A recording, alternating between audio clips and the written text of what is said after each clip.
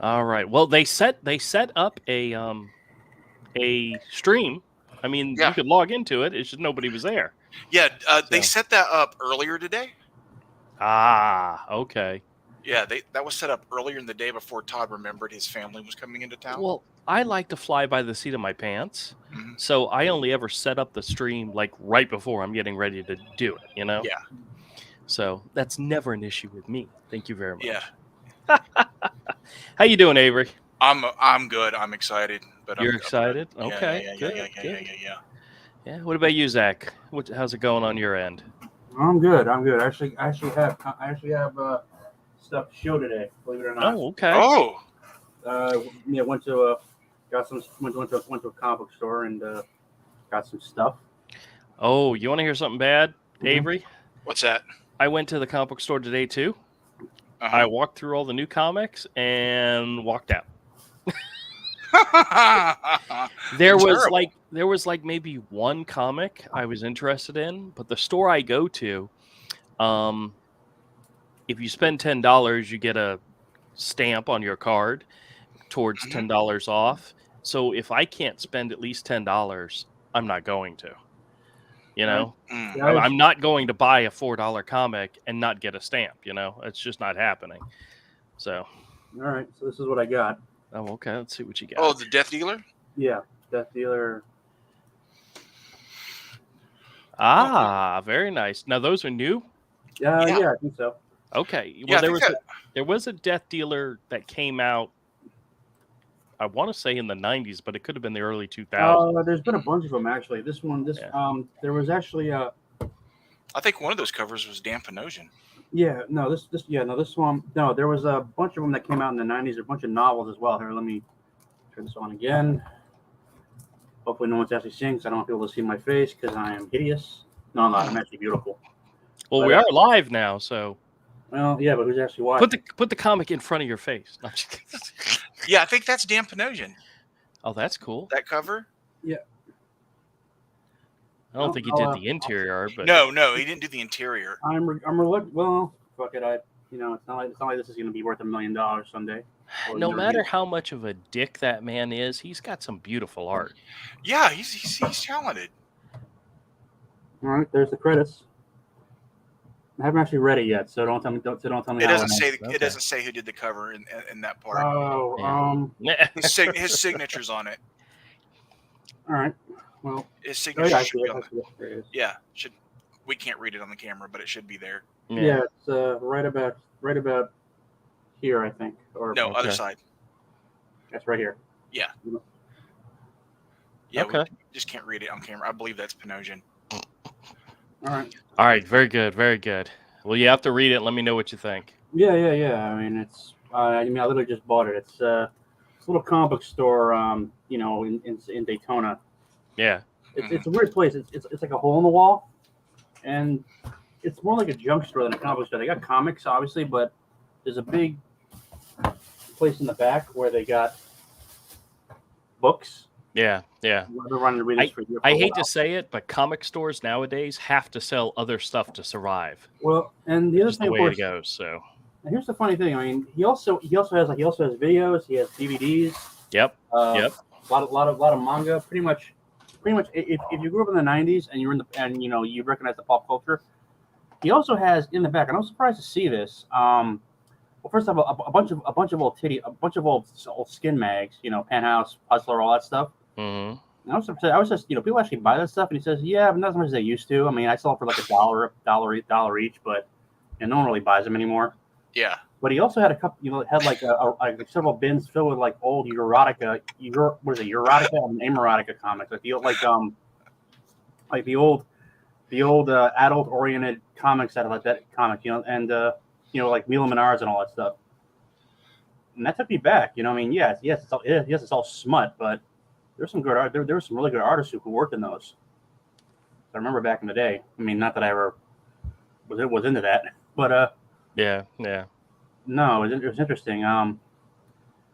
It's like also here in there's also if you go to Daytona Beach, and if you ever get to Daytona Beach, Near the Speedway, there's one. I think there's one of the largest flea markets in America. It's like literally like three. It's like Everhead. It was like 3 miles of nonstop of nothing but like 3 miles, a 3 mile long flea market. Although it's Right, not. right. And there's this one place called the Goblin's Cave. And yes, they have comic books, but more than that, I mean, I walked into that place and it was like I just walked back into my childhood. Everything here is just stuff I grew up with back in the 80s and 90s. I mean, there's like literally like a little walk-in booth where they had nothing but old like plastic Gundam models, Gundam model kits you could buy and paste together, along with like plastic models of battleships. I used to buy those when I was a kid and put those Yeah. together. And of course, they had all the comics and records and so on and so forth. Yeah, it was good. I mean, the ephemera of my childhood is now junk to sell for $1 a pop. Isn't it funny how guys our age are opening up stores selling stuff that we were infatuated with as kids? Okay, Dusty put in the Discord no nerd den, but they didn't put it into the group chat. So we as soon as you got rolling, we came. Yeah. Oh well. Well then we'll just talk. I don't screw that. And I tried to post a link in Discord, but it won't let me. Really? Okay. Well. Yeah, it won't let me. I understand, but that's to protect people from clicking malicious links. And I'm not a moderator in Discord. But I was just, That's all right. I just heard. I was like, put that in the group chat, man. That we're not. Yeah, I don't know. I mean, Oh gosh, Marvel is going to publish a new Black Panther series written by Eve L. Ewing. All right, you got to look at this image, Avery, and tell me what you think. I'm sure. Without being biased, since I just told you who the writer of the series was. Mm-hmm. I'm hoping you won't be biased, but what is that? I'm not sure. Is this Black Panther with a cape? Okay, I've seen Black Panther with a cape before. Yeah, but it was usually like a short black cape, not a long. Yeah, with like the cool big collar. Yeah. It's a long white cape. Now, is that a male or female Black Panther? Can you tell? I think it's a dude. Is Black Panther male or female at the moment? I haven't looked at it. In the comics, I think it's a guy. What is it's a still woman? T'Challa. Yeah. What is a woman? I mean, how does it identify? I'm not sure. I don't want to misgender it. Yeah, I don't know. What was the other news articles that looked interesting? That looks terrible. It kind of does, doesn't it? Do you want to read about Rogue and Gambit #1? Again? Yeah, they're launching a new series, a new Rogue and Gambit series. Why do we need a new Rogue and Gambit series? I heard she can control her powers now. You guys, I'll be right back. I gotta get something to drink. All right. Okay. Right. Okay. And she doesn't soak him up anymore. I don't know. That right there is a cool image. It's a good drawing, dude. There's a lot of good artists still working at Marvel and DC. That's Mahmoud Asarad. I love his stuff. Asarad. It's not Asarad. I always put a D at the end. There are really good artists. It's just I don't care for what they're doing. Yeah. I looked at a few comics to try to pick up. What's with the Batman all demon looking? I don't know. It has something to do with this Batman versus Robin series. I don't know anything about it. All right, let's go to something that actually will make me happy. Let's go to the comic price guide. A cure for genital warts? Was that the ad? That would have been funny if that was the ad. No, what would make you happy? Oh.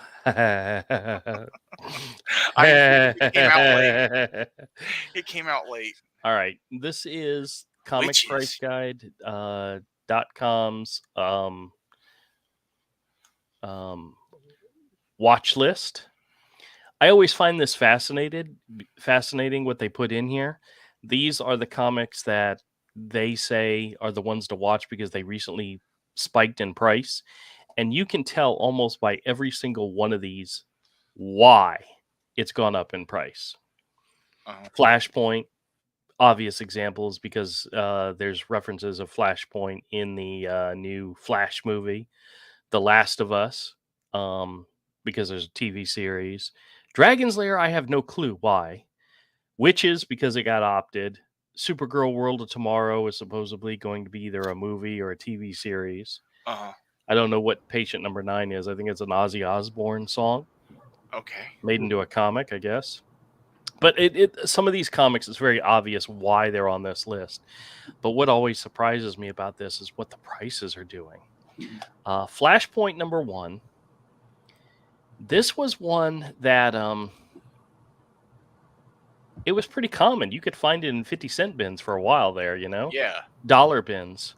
But it's the first full appearance of Batman with Thomas Wayne Batman, first appearance of Elemental Woman, and first appearance of The Outsider. Guess what the value of this book is right now? 9.4 ungraded. $100. 40. Oh. But this is a dollar book. This is a book that you could find in the dollar bin for the longest time. Yeah. So, matter of fact, yeah. And its real value long term might not be that high. Yeah. Well, here's one that kind of shocked me when I saw this. Dark Horse Comics did a Last of Us miniseries. This is issue number 1 called The American Dream, it's The Last of Us, The American Dream number 1. The book, just based on the cover, the art doesn't look like it's going to knock anybody off their socks. You'll never guess the price of this first issue, or maybe you will. I don't know. $35. Zach, you want to play? I defer to the experts. Okay. Honestly, I stopped tracking comic book prices when I spout out random stupid numbers, dude. You have to remember 2 things, or actually 3 things. Number 1, it's a property that's been made into a TV series or movie. It's actually a popular TV series or movie. Jen and I think we're up. I think we're up to date. I think we've watched all 5 or 6 episodes, and we're still watching it. It's still good. And it was published by Dark Horse, which means it probably had a very slow print run. A 9.4 copy of this ungraded is guiding right now at $380. Based on just those facts. Dude, this is something you could probably find in a dollar bin somewhere at one point. No one would expect a video game tie-in like this to do anything ever. Exactly. Because traditionally they haven't. There's like one Mario comic that's worth some money. Yeah. Well, that's one of the reasons why this Dragon's Lair is actually on this list. This was actually published. This issue of the series Dragon's Lair was published by CrossGen. Oh wow! Back in the day, and the art was very much like the video game. The art was pretty fantastic. They got a really good artist to do it. But take a wild guess what the 9.4 ungraded value of this book is right now. $55. $30. Oh. Which isn't bad, but I know for a fact I had the entire series. I think it was 4 or 5 issues, and I sold it in a bundle set for probably $5 or less. So you never know. You never know what's going to happen with these stupid things. No, you can't. You can't predict most of it. You really can't. Now, Witches number 1 just recently got opted either for a TV. I think it's a TV series. It might be a movie. But any idea what number 1? $350. $350? Well, it's a number 1, so it's probably going to be worth at least something. Like $25.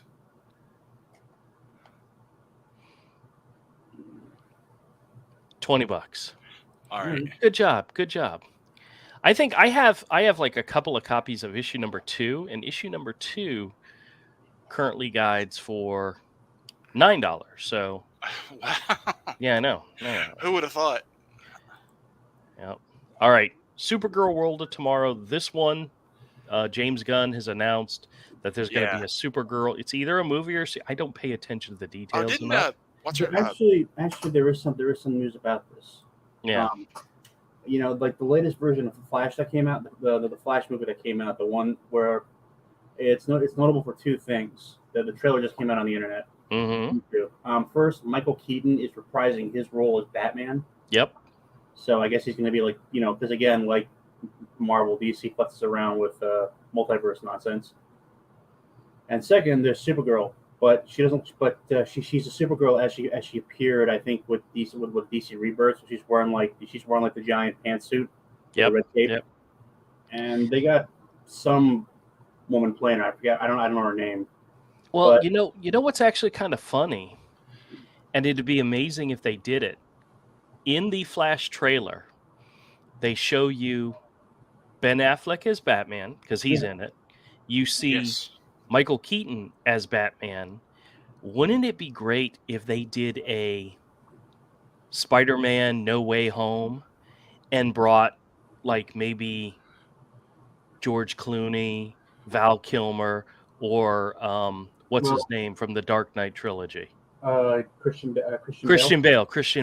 Well, I mean, I think that would blow people's minds if they actually did that. Isn't in any condition actually. Well, and by all accounts, you're right there. Yeah, he's pretty messed up. He included doing the role when he was doing it.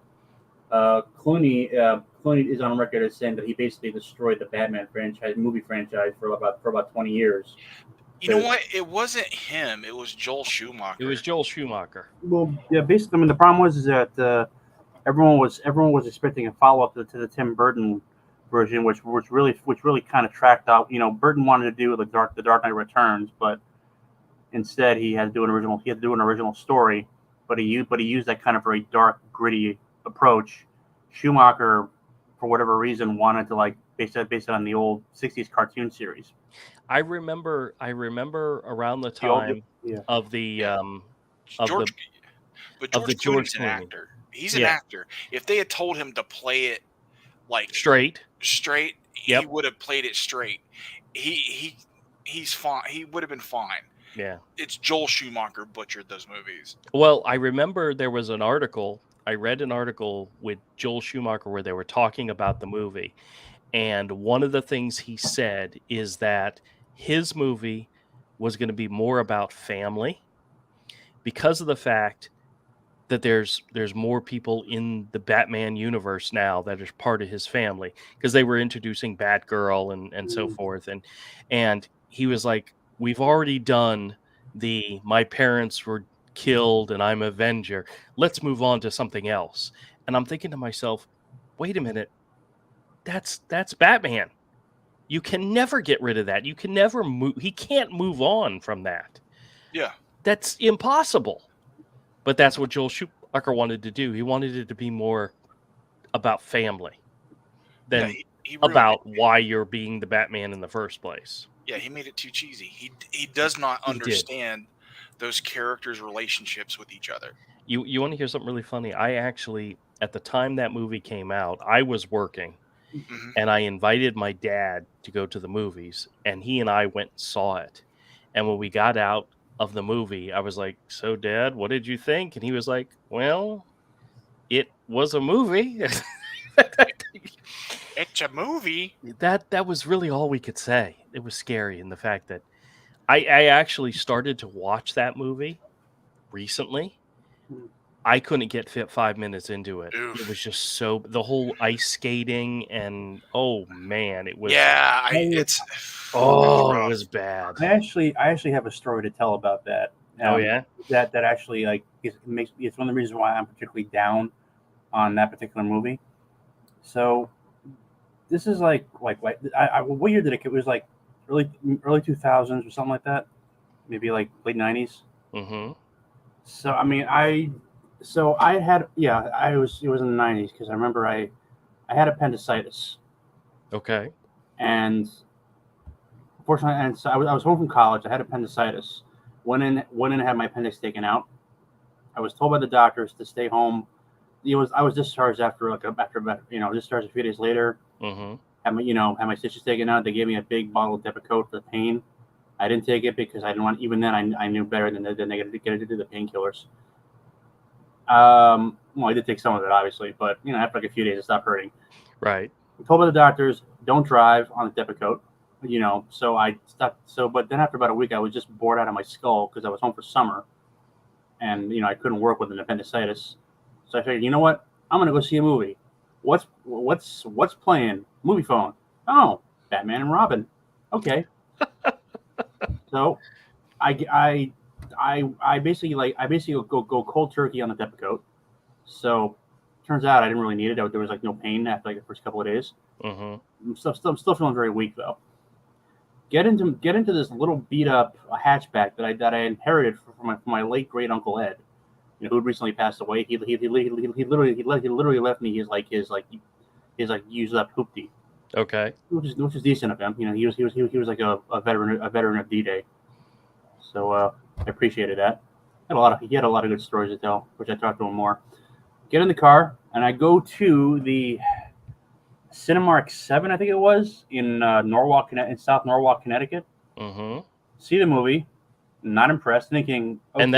And that's the first time you attempted to commit suicide, is after you saw that movie? No.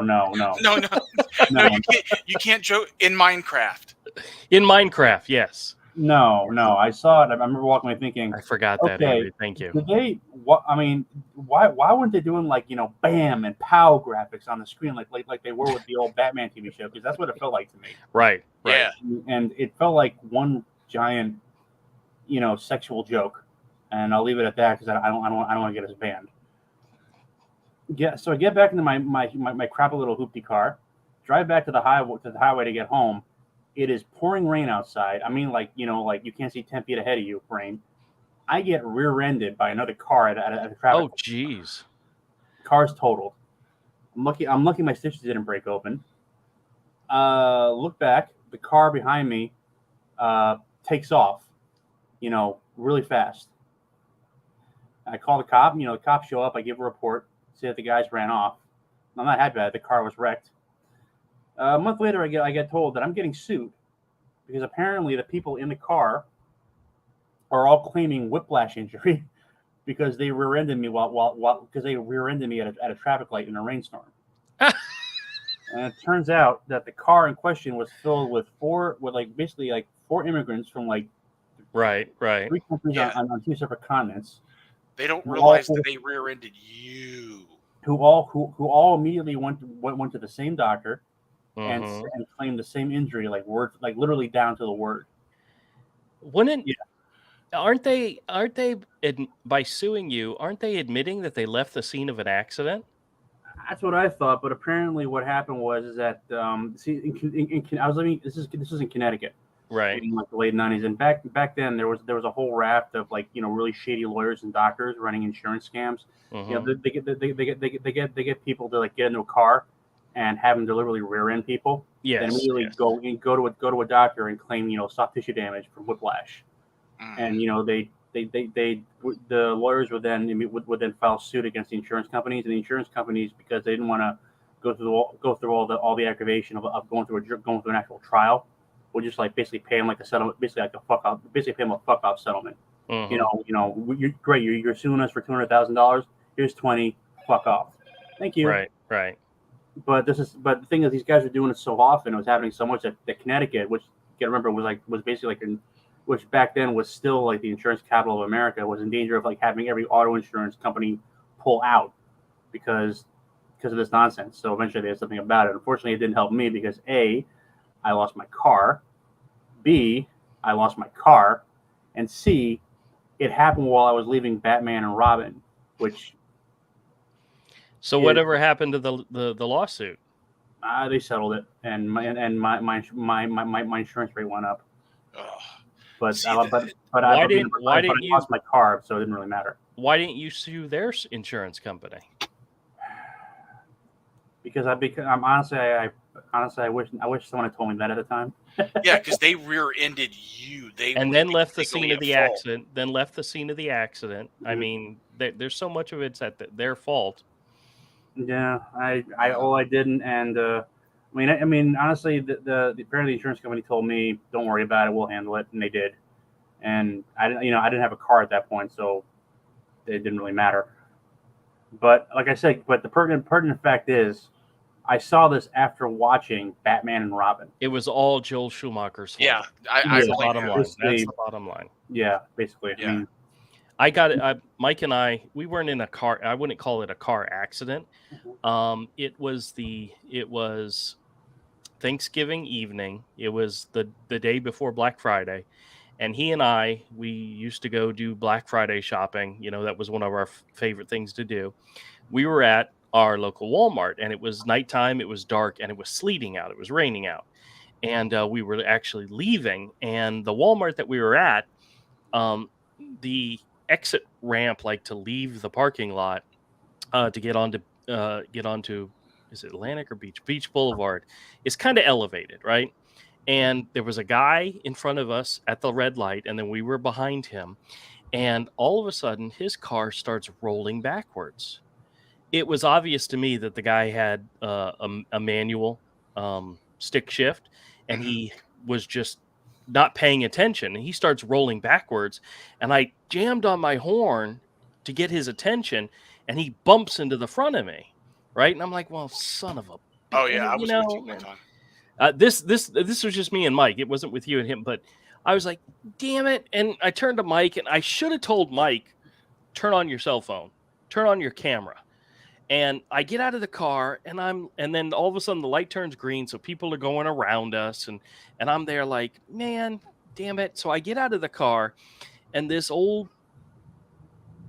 was an older guy, not an older guy, probably older than me, but he was definitely a foreign guy. And he looks up, and he comes out, and he starts walking towards me, and I'm looking at the car, and he says, "Why did you hit me?" And I'm like, no, you rolled back into me. And he said, "You hit me." And I said, "Fine, motherfucker. Let's call the cops and let them handle it." He jumped back in his car and floored it. And then the light turned red, so I couldn't follow him. I was like, what the hell just happened? Did you get his license number? No, neither one of us were smart enough to do that. I should have told Mike, start recording this. But yeah, he just rolled back into me and then got out and said, "Why did you hit me?" And I'm like, I didn't hit you. You rolled into me. It's like, let's call the cops and let them sort it out. And he was like, jumped in the car and left. Like, all right, whatever. Well, I mean, there wasn't any damage to my car. I mean, I had the better car. His was a piece of crap, but. Oh yeah. So, well, getting back to the movie though. I mean. Okay, back to the movie. I mean, I saw it. I did. Honestly, I thought that the nipples on the bat suit were a bit much, but I mean, apparently there was later on. Apparently there was a rumor that there was actually like a competition between like Clooney and the guy playing Robin. I forget his name. Yeah.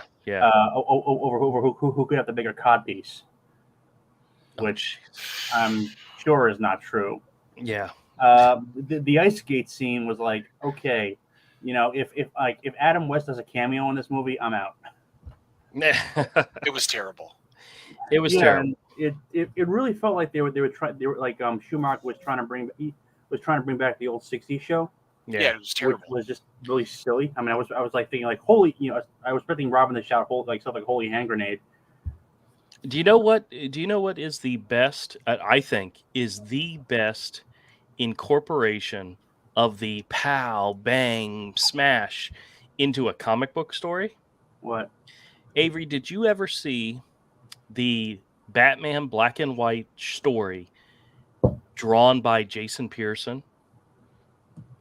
No, I don't have that black and white series. It was one of the later ones. The black and white series was 8-page stories, and Jason Pearson did one in his style, in his more cartoony style, but it was his style. Mm-hmm. And as Batman is fighting some Joker thugs, he's like chasing after them, and he's beating them up, and behind them is like billboards, and like one of them might say Power 95, and when he hits the guy goes flying, and all you see is the POW from Power. I mean, it just worked so well. He did such a great job in the storytelling. But the funny part of the story is he's chasing after these Joker minions that are trying to get away, and when he finally catches up to them, they're carrying like a bag of something, and he takes the bag and he throws it into the sky, and it explodes. And the Joker guy was, the Joker had us running away with a bomb that was going to explode, and Batman's like, yeah, you work for a crazy psycho that is willing to kill you. And it's like, oh my, but the whole 8 pages is nothing but action and movement, and the billboards that and the signs, and that worked as the pow bam, and it was just so great. It was such nice. It was storytelling Yeah, at some of its greatest. Yeah, let me share this. This is a pretty good Val Pam. All right, what are you sharing? I see you shared something. What is it? Yeah. Let's. What?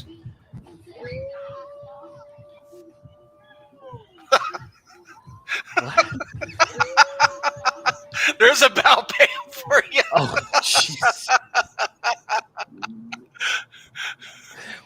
I had to watch it twice to figure out what the hell it was you were sharing with us. You know that? Whoops. Dude. Hey, that was mean, man. That's a Val Pam. Yeah, that's right. Val Pam. Val Pam, roast beef. All right, back to Supergirl World of Tomorrow #1. Now that it's been announced that this is going to be made into either a movie or a TV series, what do you guys think the first issues jumped up to?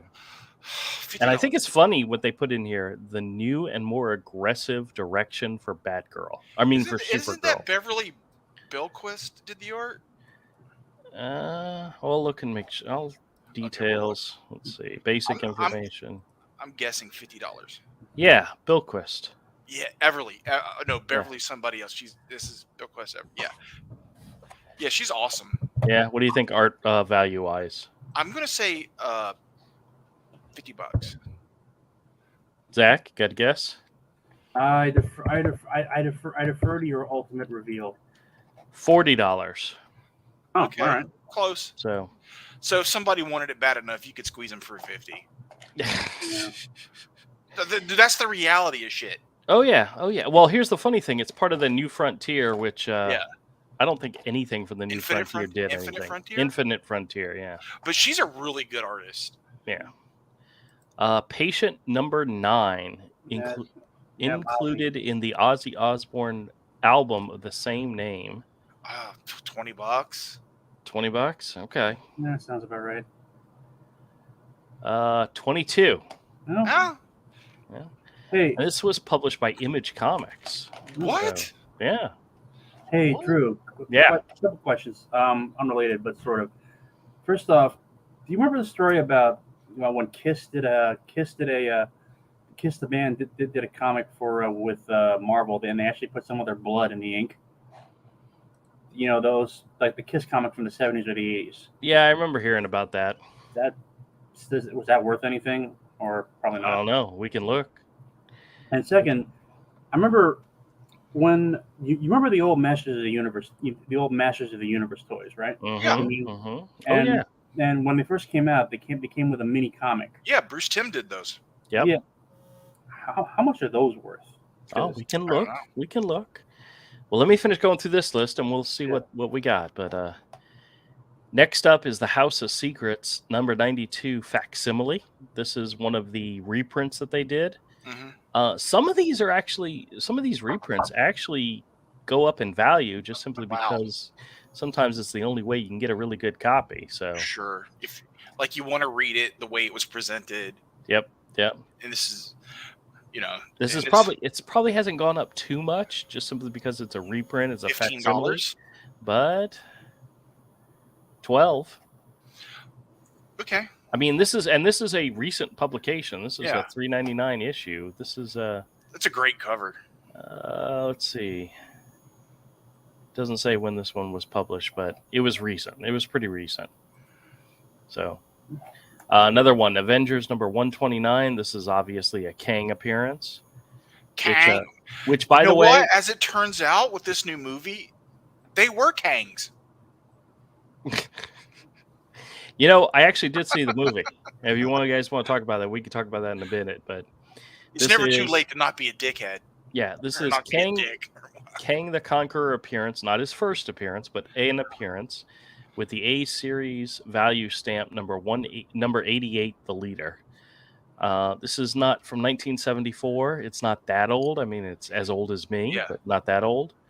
I haven't read a lot of comics with Kang. So is it true that a lot of times when they're fighting Kang, they're fighting different Kangs? Yes, because there's all different versions of him from all different time periods and dimensions. And he's a descendant of Reed Richards, correct?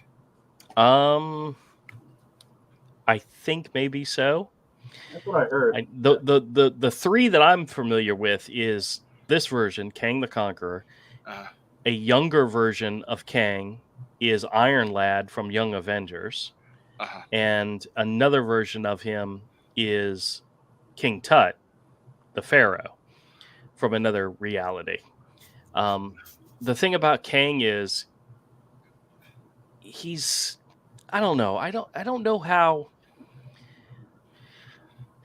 how much of an imposing bad guy he is, other than the fact that he's supposed to be like ruthless and everywhere.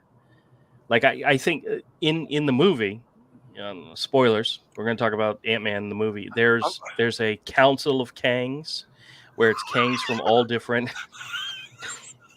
universes or different multiverses.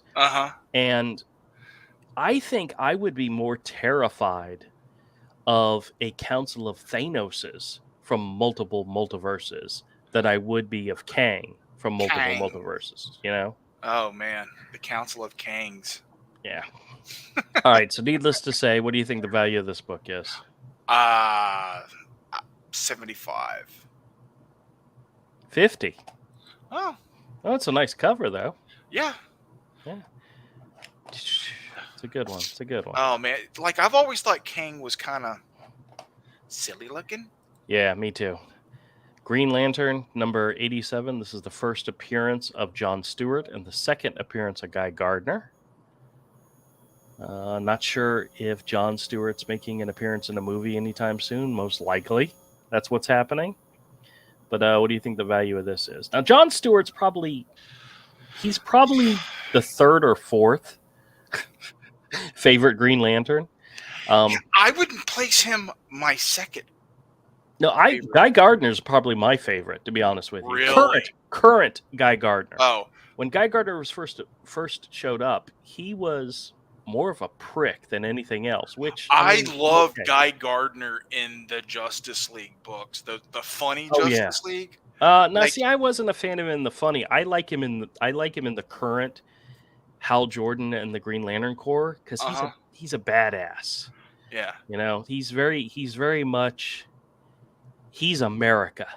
Yeah. You think of so many people say stuff about people where they say, "Oh, they're rude and they're full of themselves and they think they're the greatest thing to ever walk the planet." And I said, "Well, yeah, that's America right there." Yeah. That's attributes of America. Guy Gardner is America. He's America with an M. America. He's very much in my mind that. I don't know. I'd put this book at around 150 at least. Okay. 800. Whoa, I way lowballed that. You way lowballed that. I don't know if it's recently gone up in value because of it, but I mean, it's still a first appearance of a major Green Lantern character. A major Green Lantern character. A major and very still relevant to some people, to the people who were kids when we were teenagers, but they were little kids watching that Justice League cartoon. Yeah. He is their Green Lantern. See, Kyle was my Green Lantern, but I was never a fan of Kyle. No. And I was never a fan of Hal Jordan either. How was my Green Lantern? He's who I knew as Green Lantern before anybody else. Yeah, I knew him as Green Lantern, but I didn't really care about Green Lantern then, you know? Well, I read Red Dawn 2 and some other stuff, and I liked it. Okay. You mean Green Dawn? Yeah, Green Dawn. Emerald Dawn. Emerald Dawn. Yeah. Red Dawn is something else. It's only something else. Totally something. Wolverines! Yeah, that's right. Weird War Tales number 93. This is the first appearance of the Creature Commandos from 1980. Yeah. I've seen some talk about this book.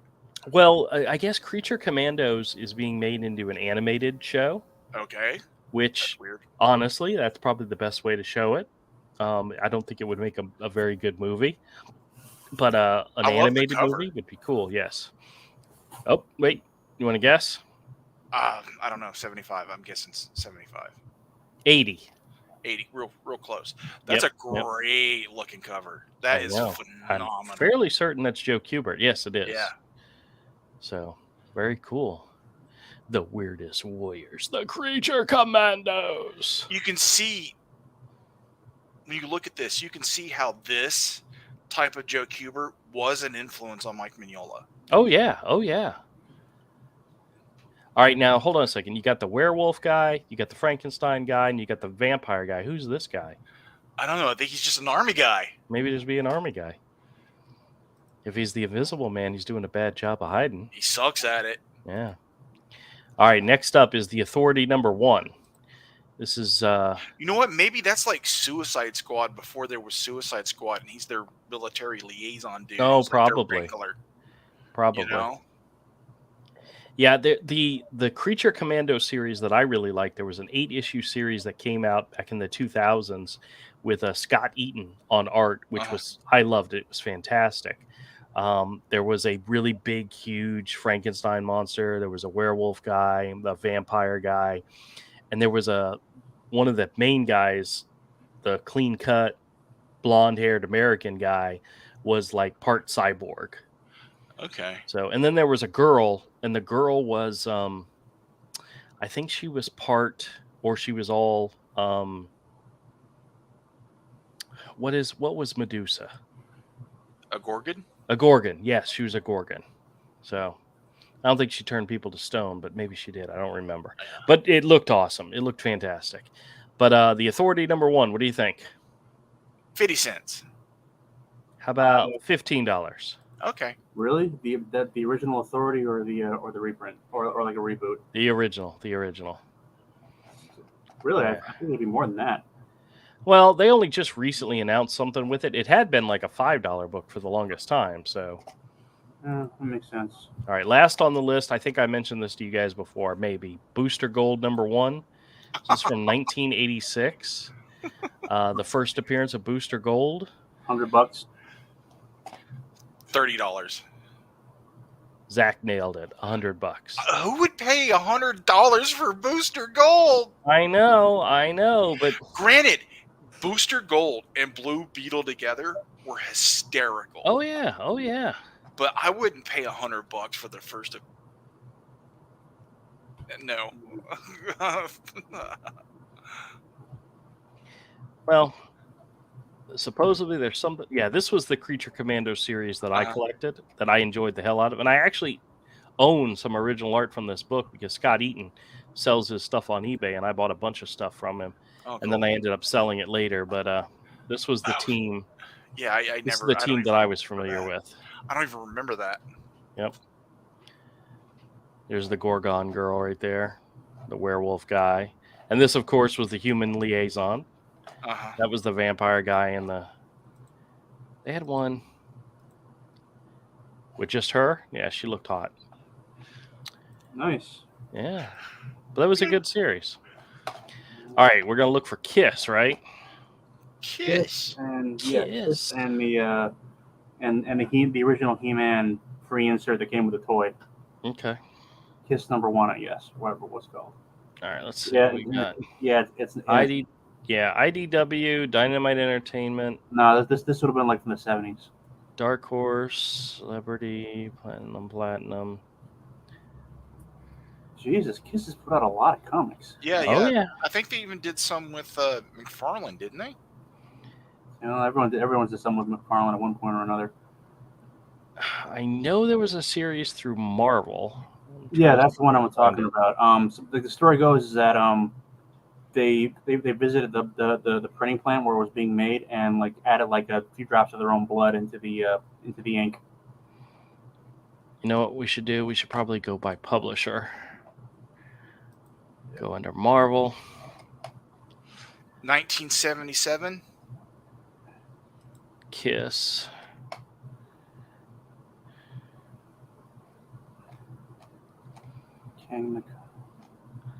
Let's see.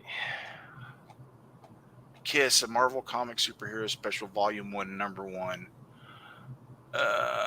Paperback. Kiss. Okay, hold on a second. Marvel had Kiss Classic, 1995. Kiss Nation from 1999.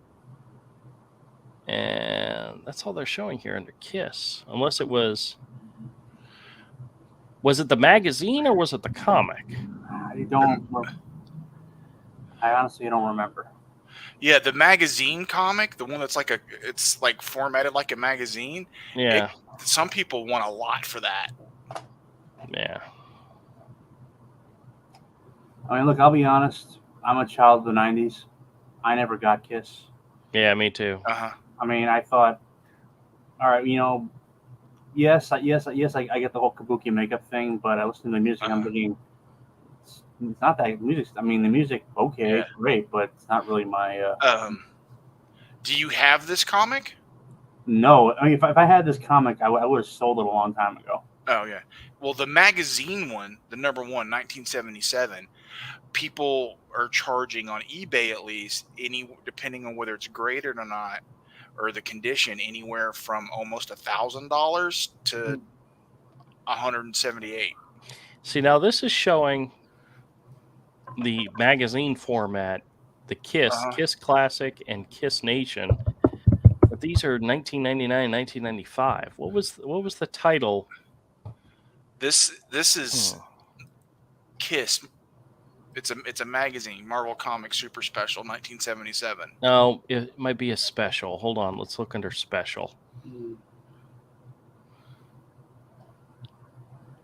IDW Dynamite. There's one I have found on eBay. Kiss Forever and Lady Death Oblivion Kiss. Neither one of those are what we're looking for. Super Special, you said? Nope, nothing under Super Special. How about trade paperbacks? Some people want up to $1,400 for it. There's a Kiss Kids IDW from IDW. That's funny. You wanted the best, you got the best. Okay, that's not it. Yeah, I don't think it's there, dude. That's weird. This is something you'd think you'd find. Maybe it's because it's a magazine. Well, I looked under magazines, so that's the whole thing. I didn't see it. Kiss Zombies. What?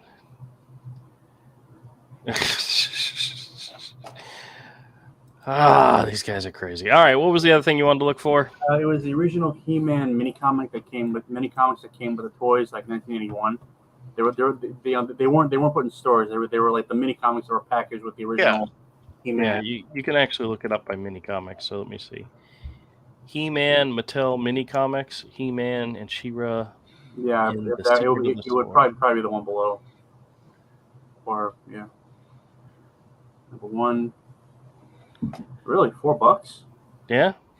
All right, that makes sense. Oh no, that's not it. That's the that's not the original He-Man. Because I remember. Yeah, that's one of the remakes. One. Yeah, that's the 80s. Yeah, they 89. The line in the. This would have been like 81, I think.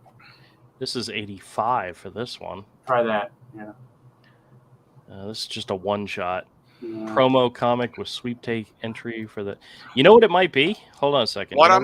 what I'm finding on people selling them on eBay is they're selling lots of them from anywhere from $25 to $50, and it's just bunches of them. See, here's what we need to look for. And they're $4 to $12 each, depending on which one. Masters of the Universe mini comics. There we go. Yep. 82, 83, 84. Yeah, these are 4 miniseries that was packed with the toys in 1982. All right, that's it. That's probably it.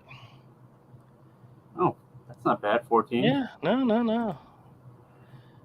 Yeah, this is the one that had the Bruce Timm artwork in it. Oh God, I remember having those. Oh yeah. I had them too. Did you ever see the documentary? I think it was on Netflix about Masters of the Universe. Yep. The toys that made us. Yeah, no, there was another one actually. It was like a more in-depth comic, more in-depth documentary. Oh, really? Okay. Yeah, I don't know if it's still there, but it was a He-Man and She-Ra, and they introduced the original artist who drew it, and apparently he was a graphic designer for Mattel, really into Frazetta. Mm-hmm. And you can I think you can see the influence there. Trapjaw. I love these things. Oh, speaking of Frazetta, and barbarian related stuff, apparently there's a Red Sonja movie in the works now. Oh, there's been a Red Sonja movie in the works. Unfortunately, the rumor is that it's gonna have like environmentalism based plot. Oh, geez. Awesome. No word yet about whether or not she's wearing the chainmail bikini, which, by the way, is fatally impractical and probably also looks like it would really, really chafe. Oh yeah. Itchy. Yeah. I remember that at one point they were gonna Robert Rodriguez was gonna do a Red Sonja movie with Rose McGowan. Rose McGowan. Yep. They actually put out a poster, but it never went anywhere. So I mean, because I remember the Conan movie that they put out with Jason Momoa. That one wasn't bad.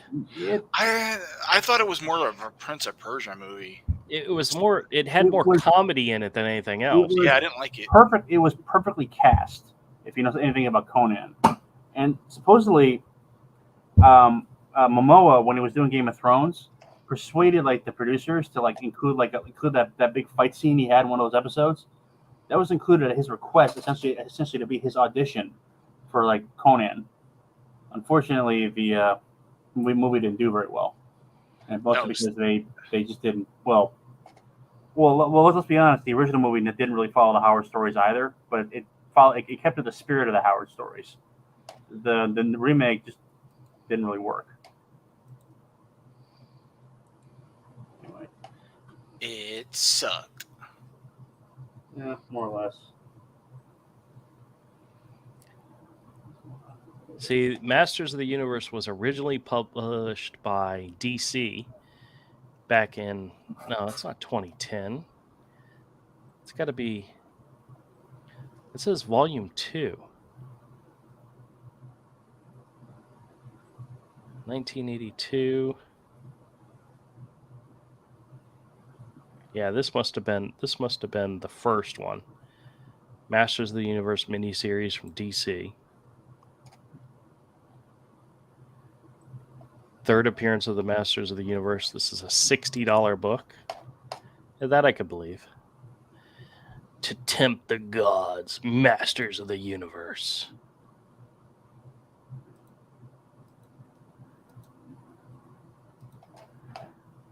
It's cool. $60, 13 for issue 2. All right.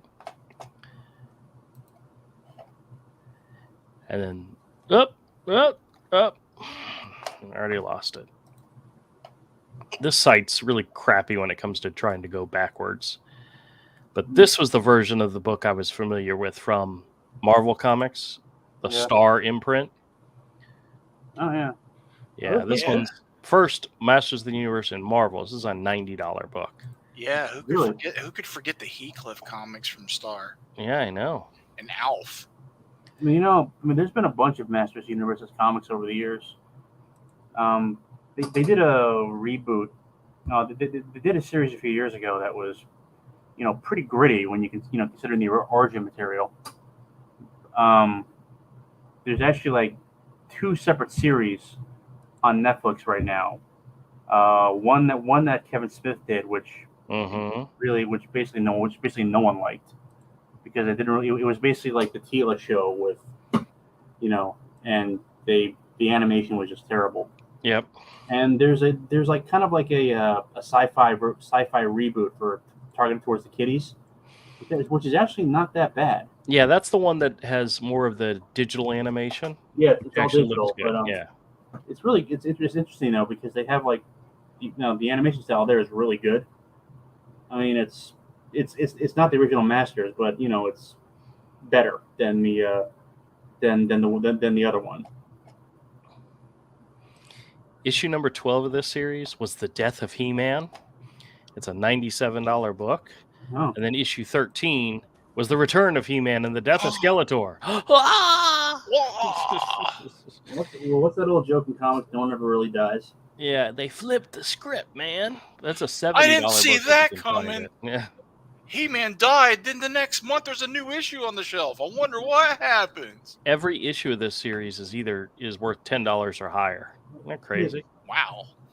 Can you look for the original 1970s Marvel Star Wars? I'm just wondering, like, how much of those are worth, because the earlier issues are worth a lot. Yeah. The later issues, Yeah, that one there, I guess. Yeah. It's 37. Because as I recall, because like from what I've read, when that issue actually, 1 is $500. Damn. Wow. Issue 1B is worth even more. Yeah, that's the 35-cent variance. Let's take a look at it. Oh. Look at that. Yep. Yeah. Because as I recall, that actually, that contract they had with Star Wars actually saved the company, because they were literally, it was like that income, like kept it from, that's what kept them out of bankruptcy. Issue number 2, $260. But the price variant, the 35-cent price variant, is worth $1,400. Number 3 is a $60 book, but the 35-cent variant is worth $1,400. Holy crap! The 35-cent variants are worth a lot more. Yeah, that's the one you want. Those are obviously the harder ones to find, but who knows how many of those I tore up as a little kid. Yeah, I know. Tell me about it. Just shredded him. Well, that's like the collector's greatest ally and nemesis. The mom, the mothers of boys who like comic books. Mm-hmm. When the boys leave home, they go to college. Mom cleans out their bedroom. Oh yeah, everybody has one of those horror stories. When I was a little kid, when these books came out, I tore them up. Yeah. Comics were disposable. You didn't think of saving a comic book. I was 5. Yep. There's stories about when Marvel was moving offices in New York. They were throwing out original art by Kirby and Steranko. They were using their artwork to soak up leaky roof water. Oh yeah. Yeah. Fucking idiots. Well, how could they know? I mean, back then it wasn't considered worth anything. Yeah, and the creators didn't have rights; they didn't get their artwork back. Yeah. Yeah, I think the final issue of this series is actually worth a pretty penny too. That's what I'm trying to get to, is the final issue.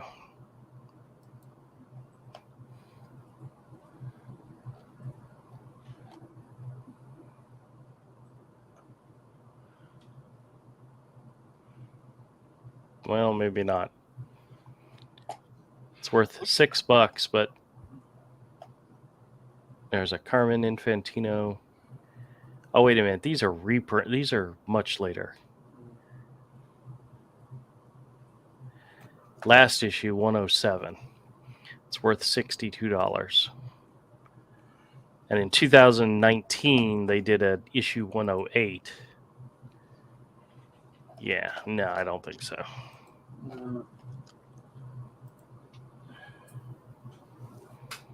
107 issues. That's a pretty damn good run, Yeah. Yeah. No, I think who the hell's this guy right here? Oh. Who knows? That's Gleeble I think you don't remember Gleeble? Yeah, no, sorry. Look, they when Disney chucked the extended universe after they bought Lucasfilm. Star Wars Bunny, dude. Did you see that? Yeah. That was all part of the. No, actually, no, that wasn't part of the original extended universe. Oh, there he is, right there. There he is, dude. Gleeble. I told you. What is that? Is that the Joker? No. I don't know what that is. It's terrible. Who drew that? Yeah, but Princess Leia looks hot. I remember having that. Some Looks of like these Walter issues. Simonson. Yeah, I think it is. That cover's cool. Yeah, I remember having some of these. Yeah, at that time, I was living in Hong Kong, and we didn't get those comics. Yeah.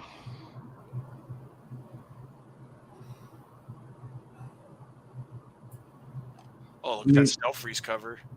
How about try How about I guess Tales of the Old Republic or Tales of the Jedi? Because what happened was starting in the 90s with like the Timothy Zahn novels, they began what was called the extended universe. It was novels, comic books, computer games, radio dramas, all that stuff. Mm-hmm. Basically, like the movies were set up the framework for the universe, but it was the EU which really put flesh on the bones and fill in a lot of the shadows, and so that's where you got the characters like Mara Jade, or I've reached my limit for price. You can see the comics, but you can't see the prices anymore. So. Yeah, I remember reading that. I mean, that was those old Dark Horse comic books. I mean, they really kind of like filled in a lot of the backstory and the history of that universe. Mm-hmm. Yep. And for my generation, that was Star Wars. It wasn't the movies. I mean, the movies were important, but the movies were just a starting point. It was all the other stuff, all the other media that really made Star Wars alive to us. Well, to me at least. Yeah, a lot of these issues are like the first appearance of characters, so they're actually worth money because of that fact. Yeah, I don't even know who any of these people are, but I was aware of the extended universe stuff and who some of the characters were, but I didn't read it. For me, Star Wars was Star Wars. Yeah. I saw them all in the theater. I was 2 when I saw the first one in the theater. To me, like the movies were just where it started, and the extended universes was like where like the story was really fleshed out. I mean, that's where you had like the entire history of the Star Wars universe, like going back 20,000 years, hashed out. It's good. It kind of fleshed out the main characters as well, and so on and so forth. But then the problem is though is that there was a lot of gold in it, but there was also a lot of crap. So when Disney bought Lucasfilm, one of the first things they did was basically like get rid of the EU. They made it not canon. Mm-hmm. And I understood why they did it, because you don't want you just spent like $4 billion buying this company. You don't want to be tied down by like 30 plus years. It was a terrible mistake. Now, could they have gotten a couple of lore experts and sat down and like figured out what to cut out, the stuff that sucks, that everybody's like, yeah, that sucked, let's cut that out? Never happened. Well, I know. I mean, the thing. I guess it was just easier for them to just. Yeah, it was easier, but start over. But of course, but clearly they fucked that up. The problem is again, if you like you said, if you do that, I understand why you did it, but there comes with the obligation to like whatever replace it has to be at least as good. And they did none of that. Well, here's the funny thing though is that if you look at I never actually saw that one, but I like that cover. It's a nice cover, yeah. Because there's tons of this old stuff I would like to see as TV shows. Well, that's the funny thing is that the people I think Favreau and the people around him. There's another guy, the guy who basically created Clone Wars. I forget his name. Feige. Yeah, no, not Feige's the Marvel guy.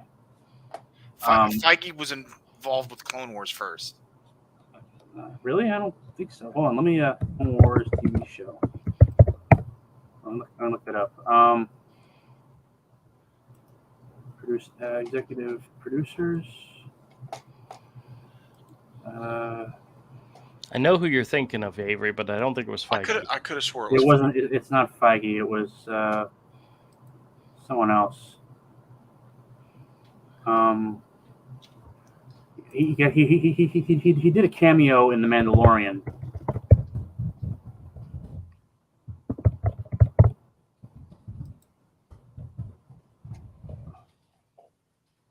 It's funny how all these old Dark Horse comics are now getting brought to the forefront because they were much better stories than what Marvel's putting out now, you know? Well, yeah, I mean, because they actually had actual writers and not, not ideologues. And that's the thing is that, and they had writers who actually knew what they were doing. Here it is, Yep. The Prisoner. Yes, I'll grab this in a sec. Come on, they don't include the Prisoner. Star Wars Jedi Academy. I don't think I ever saw that one. Yeah, Filoni. That's one. Filoni. There you go. Yeah, that's the name. Yeah. Well, the thing is, like a lot of the stuff that's coming out, they're actually referring to stuff from. They're basically bringing back a lot of the stuff from the EU because, the good stuff. What's the other one's name? Favreau. No, the other Feige. I could see. As soon as I heard Filoni, I forgot about the other dude. No, actually, I just said his name. Yeah, Favreau is the actor who turned director. Yeah, he was. He was a director who turned actor. He actually, I think he was the guy who basically set like the Marvel House style. I mean, he didn't. Yeah, I think he directed out of the Iron Man or they directed several of the movies. He basically set the style that all the other directors are following. He's Happy Hogan from the Iron Man series. Yeah, so. And he was also in Swingers. Yeah, Swingers, which I think he directed, right? He did. Yeah. But now he's like he basically saved Star Wars with The Mandalorian because the movies, the sequels, well. There's nothing we can say about the sequels now that is positive. It's terrible. But The Mandalorian was kind of the thing that pulled it back from the brink. I don't even want to watch the next season of that crap. What, The Mandalorian? Yeah, I don't want to. I don't care. I've seen. He got his little Chihuahua back, and yeah, they are a clan of two. Stupid. Don't you know? Yeah. Yeah, have you guys ever heard of a YouTuber called Doomcock? Yes. I watch it purely for entertainment value because the guy's a riot. But what can you say about a guy who's wearing who wears a giant robot mask and has all these props. But yeah, I mean, apparently, he's always going off about he's always going, oh, fuck you, Ray. He's always going off about, he claims to have sources within Disney. Whether or not it's true or not, I have no way of knowing. But some of the stuff he says has proven true. But from what I'm hearing on him and from other YouTube channels, from other sources, Star Wars is fucked. I mean, it doesn't matter now if they kind of that's been evident for years. Well, the problem is that it's the same thing with the comic books. They've gone out of their way to alienate the old core fan base. The ones who still want to stick by them, the ones who would stick with them through thick and thin. You could tell Star Wars was ruined by the time you were done watching The Force Awakens. Yeah, and I like The Force Awakens, man. Your opinion is wrong. Mine is factual. I know. But no. Well, the point is that they alienated their fans. Yeah. And the thing is that the fans, they're not angry about it. They just don't care anymore. Exactly. So, I'm never going back. I don't care. I mean, it's like they made it. Yeah, and so it doesn't matter if they fix it now. I mean, I don't know if they can fix it now because even if they make it the way it was, there's one thing. Yeah. That could bring me back for one very specific product. If they had people do a Knights of the Old Republic. Knights of the Old Republic. Okay. It was not a part of that. MMO. I don't want to play an MMO. I want a sequel to those first 2 Knights of the Old Republic games. And if it was good, I would buy it. You know what I would like. I love those games. Yeah, you know what I would like to see. Instead of them using like like motion, like the instead of using like whatever technology that they use to like kind of recreate Luke Skywalker as a young man, just recast it. Get like they're just like do what they do with Lando Calrissian. I mean, well, Sebastian Stan, I've been told, looks a lot like. A lot of fans want that. So like, make Sebastian Stan Luke Skywalker, recast Princess Leia, and you know what? I watched Solo. I didn't think Alden Ehrenreich was bad as Solo. I mean, really? I didn't hate him. I thought he was terrible, and he seemed little. Yeah, but I mean, he seemed like a bit of a manlet. Honestly, my favorite character when it comes to Han Solo is Chewbacca, and they really can't do him wrong. No, he's basically a guy in a Chewbacca costume. Yeah, they can't do him wrong. But I didn't think Alden Ehrenreich was that bad as Solo. I mean, I think he was okay. I mean, look, he's not a young Harrison Ford. You're not going to get another young Harrison Ford. There was a movie that Harrison Ford was in. It was the one with Blake Lively, where she was like in water and got hit by lightning or something. And Age of Adeline. There was a guy, an actor, who played a young Harrison Ford in that movie. He would have been fantastic as a young Han Solo because he looked so much like Harrison Ford. It was sickening. I don't know what that is. Yeah, I know. You got him. So who is this guy? I don't remember his name. He was literally in a very short amount of the movie, but he was the young version of Harrison Ford, and he looked great. It's time for IMDb. All right. IMDb. But it was Age of Adeline, and it was a good movie, but yeah. Swarm trailer. I wonder if Anthony Gruber is his name. Hans Gruber? Anthony Gruber. I'll put it in the chat, in the private chat. I thought you said Hans Gruber. I was about to get excited. No. Yeah, look, I mean, that's what I'm saying. Recast the characters. I mean, Michael B. Jordan as Lando Calrissian worked. I mean, he had like that Billy D. Williams charm, but he put his own spin on it, which I think worked. You can, get, Carrie Fisher's daughter's an actress. She's filled in for her mom in motion capture. Just give her the job. She can probably carry it off. But they're not. But that's probably not going to happen. Cast and crew. Yeah, I'm getting there. It's Michael N. Gruber. I said. Young William Jones. Anthony and Gruber, that's him, yeah. Anthony and Gruber. And of course, there's no picture of him. There's no picture. How dare he? Well, he's a voice and screen capture actor. That probably explains it. Oh, is that him? Yeah. I don't know. I have to see what he looks like now. Yeah, it's true.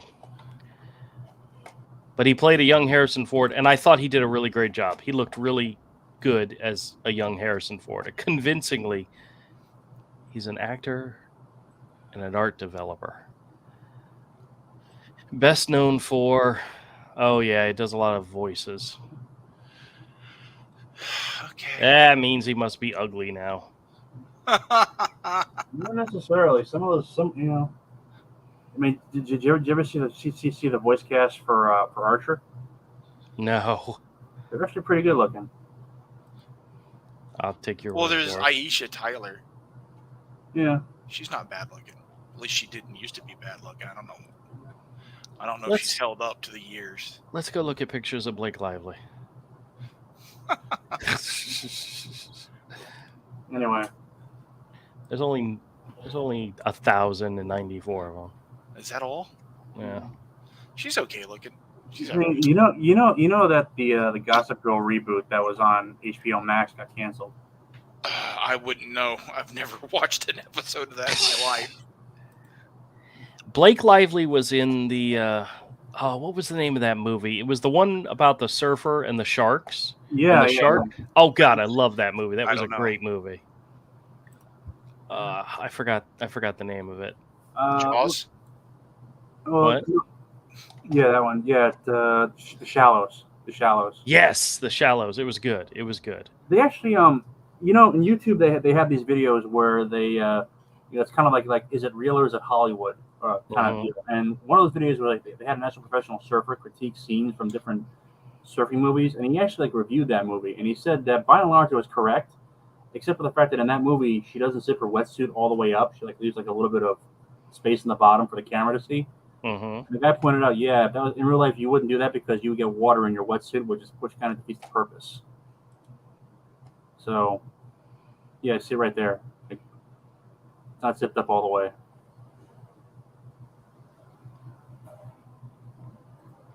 Yeah, Avery, you'd like this movie. It's got Blake Lively in a bikini and a shark tries to eat her.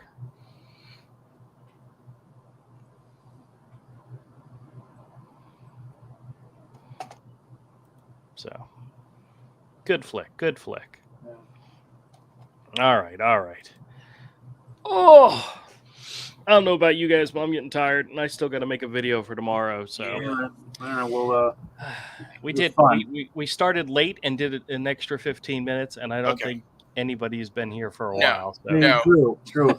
I told them we were on in the Discord, and they were just like, we don't care.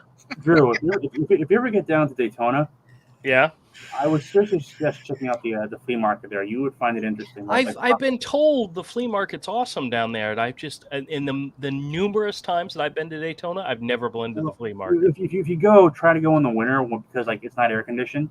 Oh, okay. So, well, actually, some parts of it are, and the place I was telling you about is in the building that does have air conditioning, so you can visit at any time. But it's really good, actually. It's a lot of fun there. I might actually go again this weekend. Now, I asked you about MegaCon. Did you decide which days you were going? Oh, I'm going Friday and Saturday. Okay, well, we're going Thursday. So yeah, unfortunately, I got to work. I have to work. I mean, like I said, I'm a freelance, so if I don't work, I don't eat. So yeah, I got vacation time, so I'm taking the vacation. I don't get vacation. Well, I do get vacation time. It's cold, not working. So, it's called unpaid time, right? Yes, it's called. You know what? I don't like money this week, so I'm on vacation. I don't want to eat this week. I need to lose some weight. Yeah.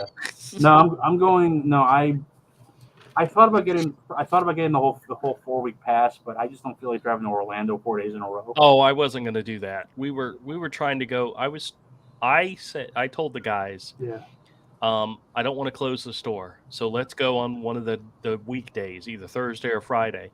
And the price difference in the tickets was $23 a ticket on Thursday and $39 a ticket on Friday. Well, I'm like they're now announcing all the guests that they're getting. I think there was actually they're getting like Charlie Cox and Vincent D'Onofrio. There now. Oh, really? Wow. Yeah, and I don't really care about any of those. So. And they're getting John Cleese and. Sorry, guys. John Cleese from Monty Python. Yep. That'll be interesting. I'm waiting. I might go to that panel just to see if he flips out or if someone asks him to do the Department of Silly Walks. Because apparently he really doesn't like being asked about Monty Python anymore because it's just. That's like Harrison Ford being asked about Han Solo. He doesn't like it. Yeah. All right. I'm gonna take a quick gander. Yeah, it's a month from now. It's like end of. Yeah, I know Avery really is concerned, but Frank Miller. What? Really? Frank Miller, Jeff Johns. Frank Miller's is only coming on Saturday though. I'm gonna try and get into that panel, although I probably won't. Steve McNiven, that's cool. Joe Quesada. Adam Kubert, Ivan Reese. Ivan Reese is an awesome artist. Andy Kubert is awesome. Hey, isn't Frank Miller really sick though? I mean, I heard he was when he was in a wheelchair. Did he get better or? I have no idea. All right. Well, I haven't heard any updates on him health-wise. I know when Todd went and saw him at the New York Comic-Con, which was like 3 years ago, it was very much like a Stan Lee type thing where they were you paid to go meet him, you met him, and you moved on. You kept going. So, man, they've actually got a lot of really nice artists here. I mean, Mark Brooks. I mean, that's Avery's all-time favorite. Frank Cho, Clay Mann, Jay Lee. All right. Ed McGuinness, Ryan Otley.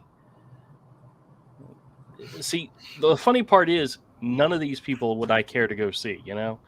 I always like going to the artists, like the unknown guys, you know? Actually, last year when we went, I barely went down Artist Alley because Artist Alley was nothing but manga prints and tchotchkes, you know? Yeah. Yeah. But actually, I was kind of disappointed about them. And they had artists there, but they were kind of like shoved in the back.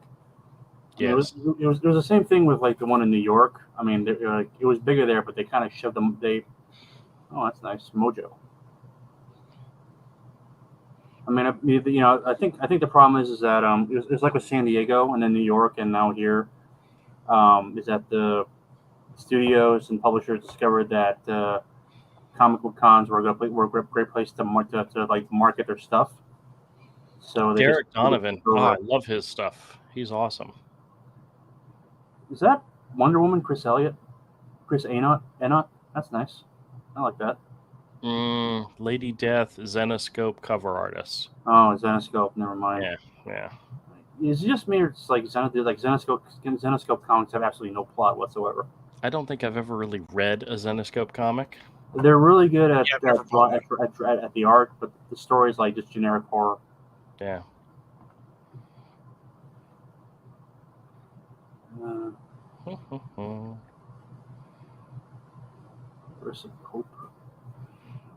Andrew Pepoy is pretty awesome. Yeah. Tone Rodriguez. Oh, cool. I should see about getting my Stray. JP Roth. Where have I heard that name before? Which one? JP Roth. I have no idea. No, he's an author. That's probably why you know him. All right. I am more of a reader than anything, I guess. Yep.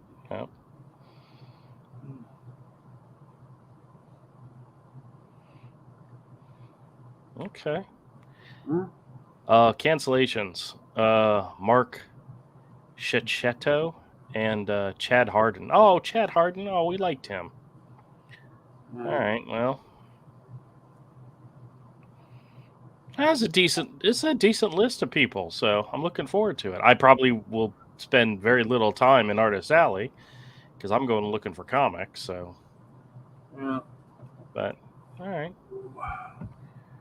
Maybe closer to the show, we'll go through the list again and make some notes of people worth checking out. Well, my plan is to spend Friday just like hitting the show floor. Yep. It's Saturday. I'm going to try and get into the panels. I probably won't because the Saturday is always a day with really good panels. So I never do panels. I don't care about panels. Actually, the very first comic book convention I ever went to was New York Comic Con. Like, This is like 2004, like 2006, 2007, like 2006. I forget what it was. And this was just before it really blew up. It was like one of the last years you could actually just walk up to the gate of the Javits Center in New York and just buy a ticket. When I got there, I just walked right in, no security, just showed my badge, and they just let me in. Yep. No lines, no security check, nothing. And I got into like into the Venture Brothers panel there. That's cool. That was very cool. And they had like Doc Hammer and Jackson Public doing their act. And they had these both of them had these big fake cigarettes. They were like blowing out like steam. Why is this guy Francesca Fantini getting a higher billing than Frank Miller? I don't think I've ever even heard of this guy. Somebody's paying some money to get listed above Frank Miller. You know what I mean? Probably. Or maybe he's like a friend. Has a friend. He's a friend who's a friend. most likely he's like a recent addition. Yeah. Plus, Frank Miller's problematic now. Yeah, who cares? He's coming in on Saturday, so if you're there Saturday, go check him out. I am definitely going to check him out because I want to hear him rant. He's apparently a great ranter.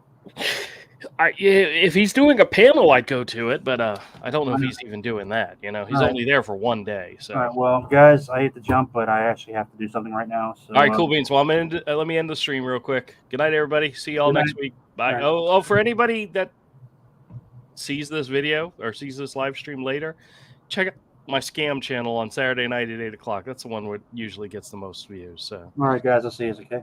All right, man. Take it easy. All right, bye-bye. All right. Bye.